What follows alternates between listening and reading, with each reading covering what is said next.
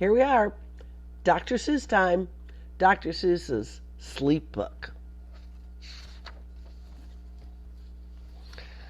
This book is to be read in bed.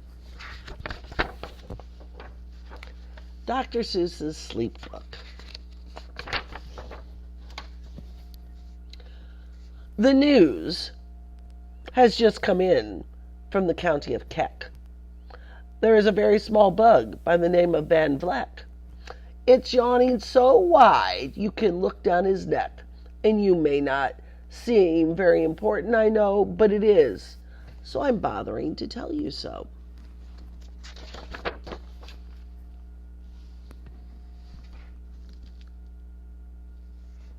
That's part of the front cover. A yawn is quite catching, you see, like a cough. It just takes one yawn to start other yawns off.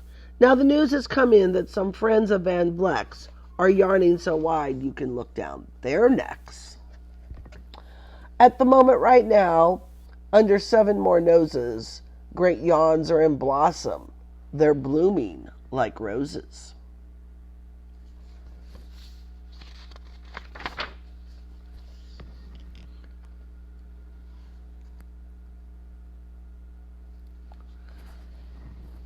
The yawn of that one little bug is still spreading. According to latest reports, it is heading across the wide fields through the sleepy night air, across the whole country towards every which where. And people are gradually starting to say, I feel rather drowsy. It's been quite a day.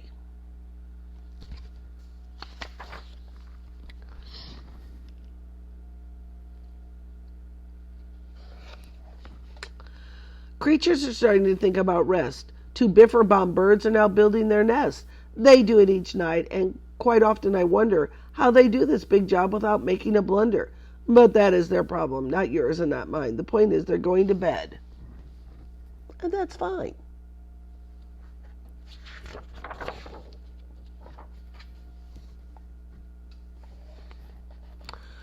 Sleep thoughts are spreading throughout the whole land. The time for a night brushing of teeth is at hand. Up at Herkimer Falls, where the great river rushes and crashes down crags in great gurgling gushes, the Herkimer sisters are using their brushes. Those falls are just great for toothbrushing beneath, if you happen to be up that way with your teeth.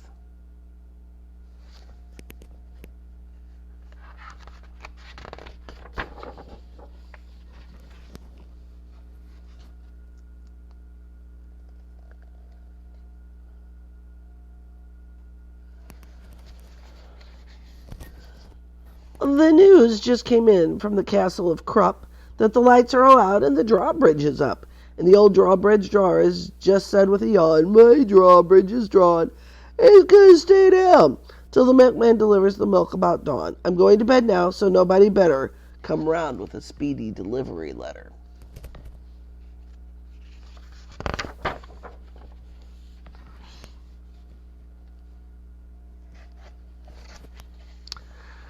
The numbers of sleepers is steadily growing. Bed is where most and more people are going.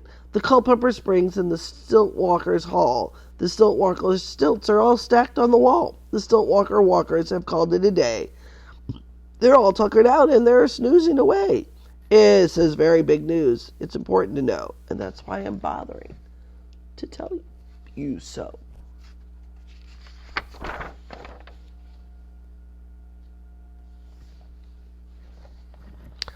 Way out in the west, in the town of Merced, the Hinklehorn Honking Club just went to bed.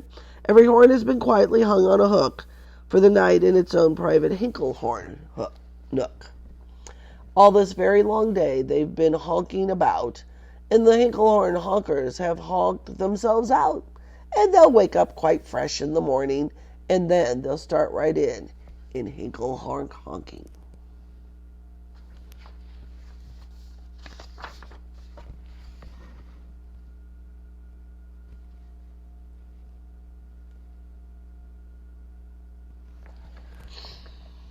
Everywhere creatures are falling asleep. The collapsible frink just collapsed in a heap, and by adding the frink to the others before, I'm able to give you the Who's Asleep score. Right now, 40,404 Creatures are happily, deeply in slumber. I think you'll agree. That's a whopping fine number.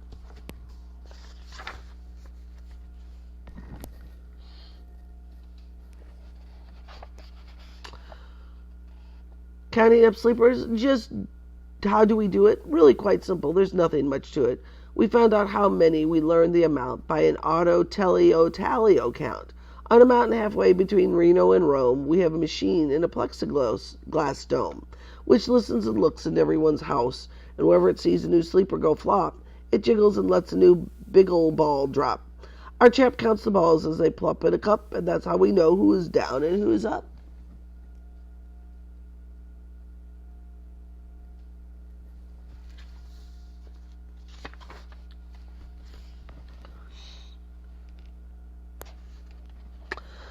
Do you talk in your sleep? It's a wonderful sport, and I have some news of this sport to report. The world champion sleep talkers Joe and Mo Redzoff have gone to sleep, and they're talking their heads off. For 55 years now, each chattering brother has babbled and gabbled all night to the other. They've talked about laws, and they've talked about game, and they've talked about paws, and they've talked about flaws. And they've talked quite a lot about old Santa Claus. And the reason I'm telling you this is because you should take up the sport. It's just fine for the jaws.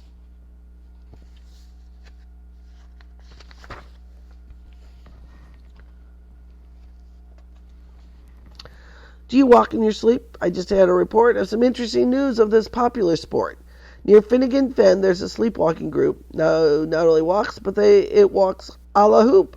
Every night they go miles. While they walk to such length, they have to keep eating to keep up their strength. So every so often one puts down the hoop, stops hooping, and does some quick snooping for soup. And that's why they know as the Hoop Soup Snoop group.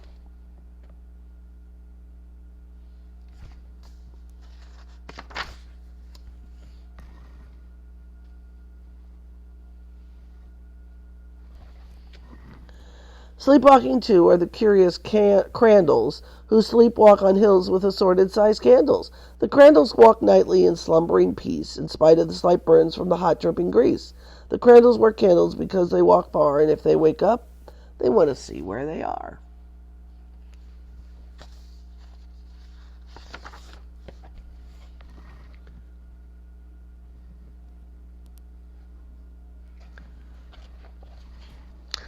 Now the news has arrived from the Valley of Vale that a Chipperdale mup has just bitten his tail. Why, he does every night before shutting his eyes. Such nipping sounds silly, but really, it's wise. He has no alarm clock, so this is the way he makes sure that he wake up at the right time of day. His tail is so long that he won't feel any pain till the nup makes the trip and gets up to his brain. It's exactly 8 hours. The Chippedale mup will at least feel the bite and yell, "Ouch!" and wake up.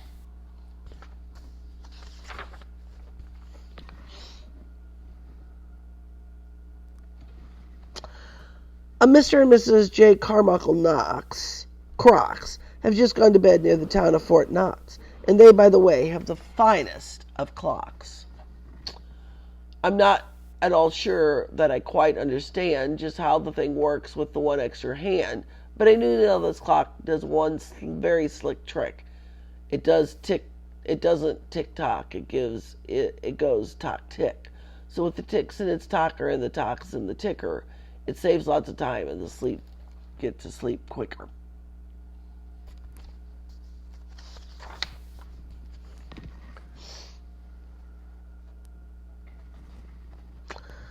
What a fine night for sleeping, for all that I hear. It's the best night for sleeping in many a year. They're even asleep at the Zweiback Motel, and people don't usually sleep there so well. The beds are like rocks, and as everyone knows, the sheets are too short and they won't cover your toes. So if people are actually sleeping in there, it's a great night for sleeping. Must be in the air.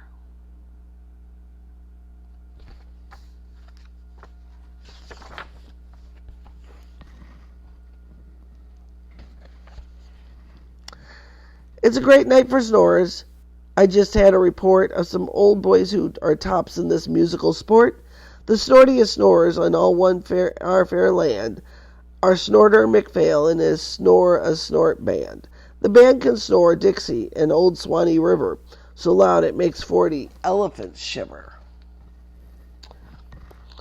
The loudest of all the boys is McPhail. He snores with his head in a 3-gallon pail. So they snore in a cave 20 miles out of town. If they snowed closer in, the snore would snore the town down.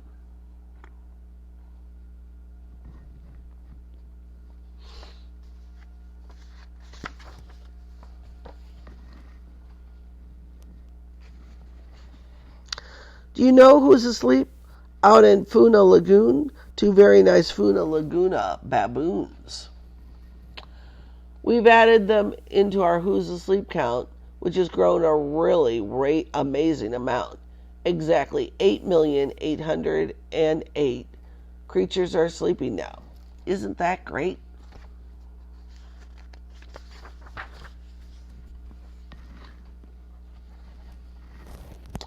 A Jed is in bed, and the bed of a Jed is the softest of beds in the world, it is said. He makes it from pom-poms he grows on his head, and he's sleeping right now in the softest of fluff, completely exhausted from growing this stuff.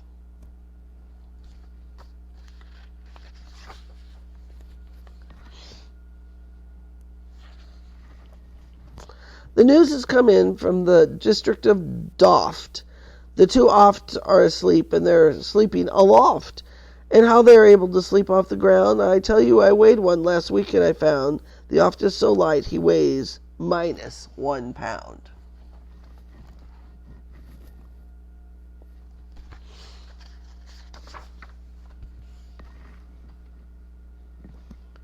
Moose juice, goose juice. A moose is asleep, he's dreaming of moose drinks. A goose is asleep, he's dreaming of goose drinks. That's well and good when a moose dreams of moose juice, and nothing goes wrong when a goose dreams of goose juice. But it isn't too good when a moose and a goose start dreaming they're drinking the other one's juice. Moose juice, not goose juice, is juice for a moose, and goose juice, not moose juice, is juice for a goose. So when goose gets a mouthful of juices of mooses and moose gets a mouthful of juices of gooses, they always fall out of their bed screaming. So I'm warning you now, never drink in your dreams.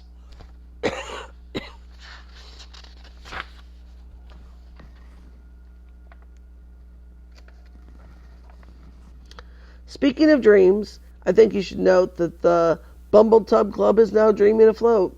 Every night they go dreaming down Bumbletub Creek, except for one night every 3rd or 4th week when they stop for repairs because their Bumbletubs leaked. But tonight they're afloat, full of dreams, full of bliss, and that's why I'm bothering to tell you all this.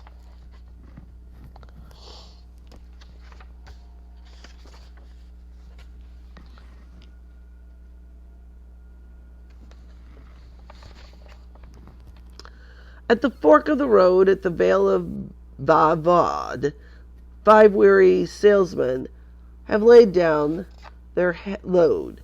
All day they have raced round in the heat at top speed, unsuccessfully trying zizzers off seeds, which nobody wants because nobody needs.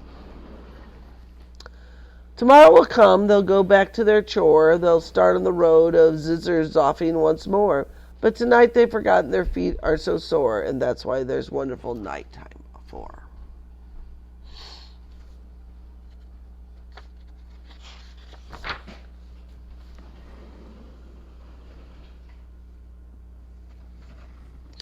Everywhere creatures have shut off their voices, they've all gone to bed, in the bed of their choices. They're sleeping in bushes, they're sleeping in crannies, some on their stomachs and some on their fannies. They're peacefully sleeping in comfortable holes, some even on soft-tufted barbershop poles. The number of sleepers now past the millions. The number of sleepers is now in the billions.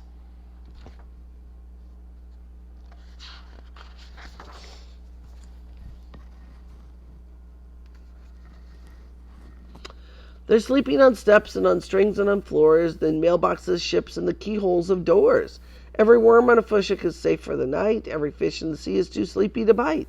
Every whale in the ocean has turned off his spout. Every light between here and Farfoodle is out. And now, adding things up, we're way past the billions. On Who's Asleep Now is up in the zillions.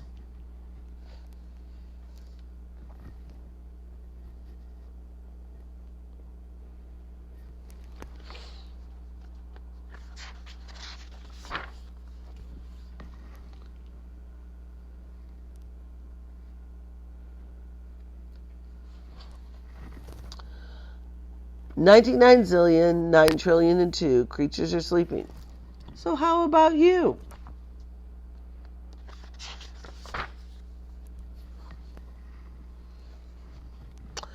When you put out your light, the number will be 99 zillion, 9 trillion and 3.